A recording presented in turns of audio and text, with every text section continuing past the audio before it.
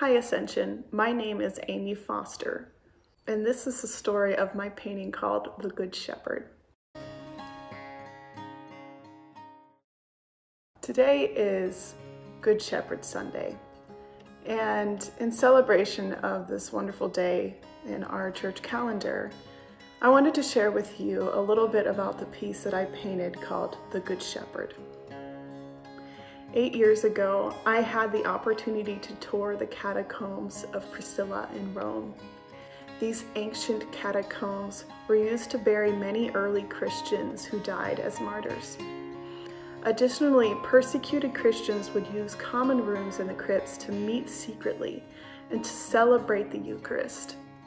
In these common areas, beautiful frescoes were painted, images taken from Scripture to comfort and sustain the persecuted church.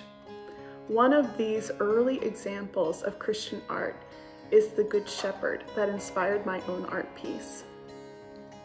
In it, we see a gentle shepherd with his ewes and his rams.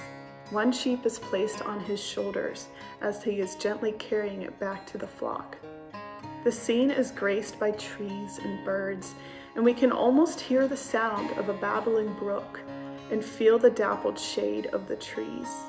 I imagine this scene reminded those early Christians that even in this world and even amidst the difficult circumstances they were in of political upheaval and cultural changes, Christ would still care for them.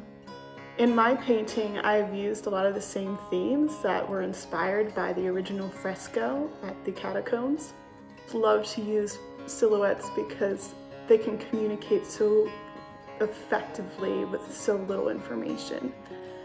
And so here we have a strong, lovely version of Christ who is holding his staff near the sheep so that they know that it's there for them. And we also have the trees, the birch trees. And the interesting thing about birch trees is that they always grow along some kind of water source. Usually it's kind of on a hill next to a bit of water. And so this kind of implies the brook. In this piece there are several animals. We have the sheep, of course, but we also have the European goldfinch, which is pretty common in Renaissance art. It usually has some meaning of Advent. And so this piece is really as much about waiting for Christ to come as well as trusting him in our lives right now. We also have the peacock, which is another symbolic animal for Christ. The peacock, in this case, is albino, just for color reasons, but the peacock really is a show of Christ's power and his glory. And we also have the honeybee, which is one of my favorite animals along with sheep.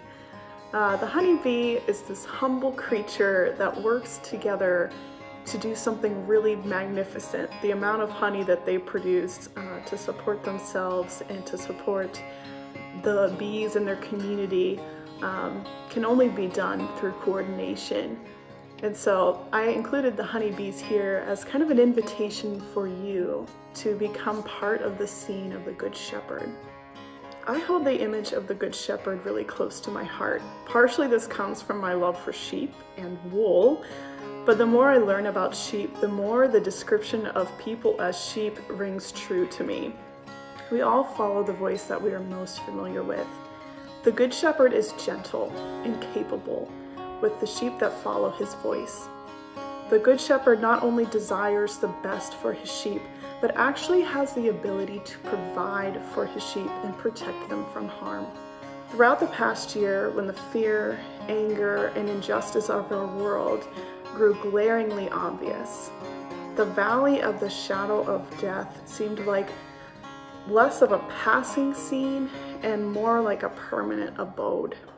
But Easter people know that God has promised to carry us through the darkest seasons. It is my prayer that the people who look at this painting will remember God's promise to never leave us or forsake us. What does the image of the Good Shepherd mean for you? Thank you for letting me share my story with you. God bless and keep you.